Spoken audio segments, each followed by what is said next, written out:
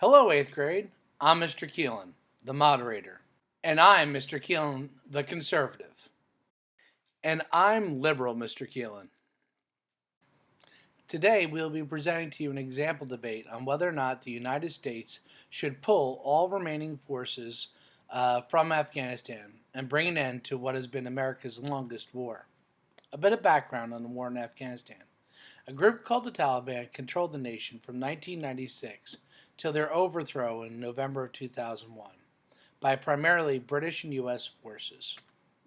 This invasion resulted from the Taliban government allowing radical Islamic groups like Al-Qaeda a safe place to train and facilitate attacks on the United States and their interests.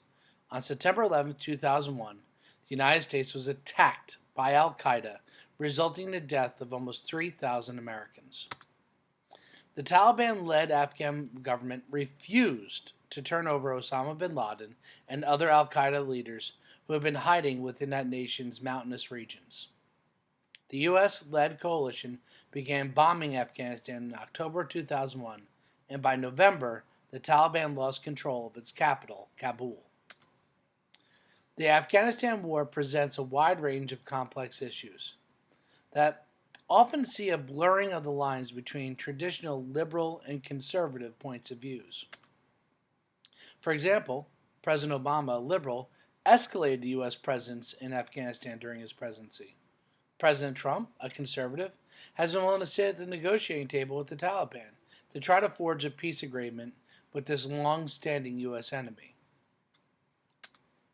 But for this purposes, we're going to show you a simplified version of this very complex issue along traditional ideological grounds between liberals and conservatives in the U.S., generally on issues of military intervention overall in past generations.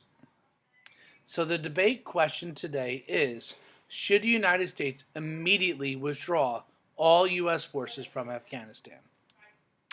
Arguing the affirmative, saying that we should withdraw U.S. forces, is the liberal. Arguing the negative, saying that we should not withdraw U.S. forces, is the conservative. Each side will present a 2-minute constructive argument. After each side makes its opening, the opposition will get 2 minutes to cross-examine or question them. After both sides have delivered a constructive argument and have been cross-examined and cross-examined their opponent, the closing or summative arguments will be delivered.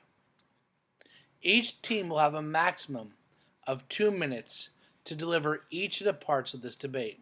In all, this debate without breaks should last about 12 minutes.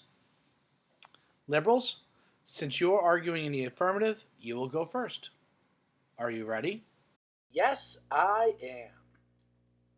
You have 2 minutes to deliver your constructive argument. You'll be expected to use all of your time. You may begin now.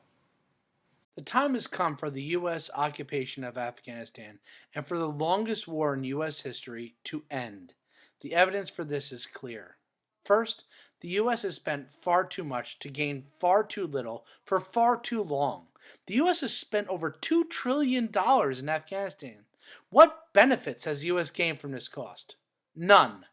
Think of how many real improvements to Americans' lives could have been paid for this money. 2,372 service members thus far have died. 20,000 plus have been wounded. Veterans have had to endure lifelong physical and mental suffering due to their heroic service in Afghanistan. How many of the bravest Americans should this nation sacrifice in order to continue to occupy a nation that brings this nation no benefit? The answer is simple. Not one more. Second, the U.S. presence in Afghanistan has a negative impact on successfully winning the war on terror. As a result of our 20 years of U.S. presence, the average Afghan sees the U.S. as a hostile, foreign occupying force. This makes the population now sympathetic to the Taliban and the other terrorist forces in the region. As long as the U.S. remains there, more people will be radicalized and recruited to fight against the U.S. The U.S. presence makes the majority of Afghans resistant to accepting the government that we support. The U.S. has been there long enough to give the Afghan government and the military the time to stand on its own. How much time will be enough? 20 years? 50? 100? No time will make a difference. Lastly, there's just no good ending to the war in Afghanistan. The goals for the U.S. in the war were resolved decades ago. The Taliban was removed from power. The leaders of Al Qaeda are either locked in a cell or dead. Why is the U.S. still there? The U.S. has no true attainable goal for ending this war. The government in Afghanistan will never be a democratic republic. And there's a reason why Afghanistan is historically known as the graveyard of empires.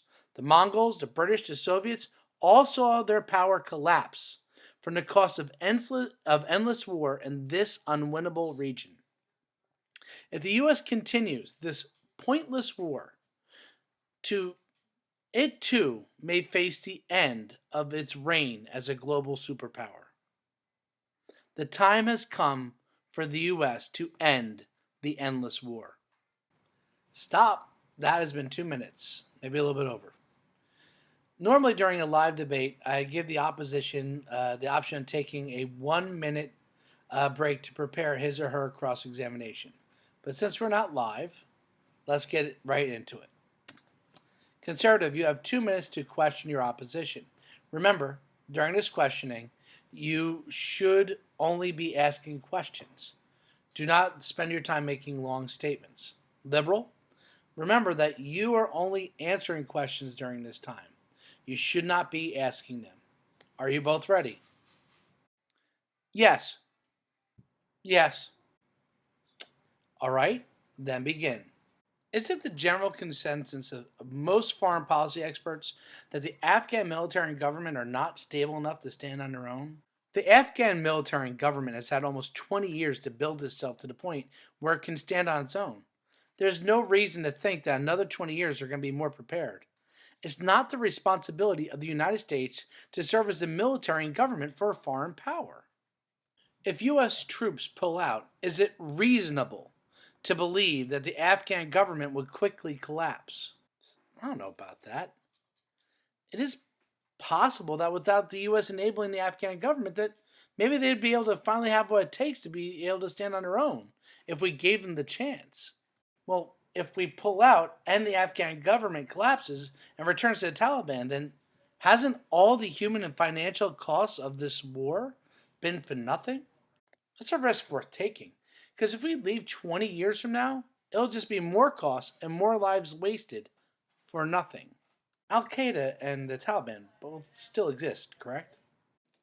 Yes.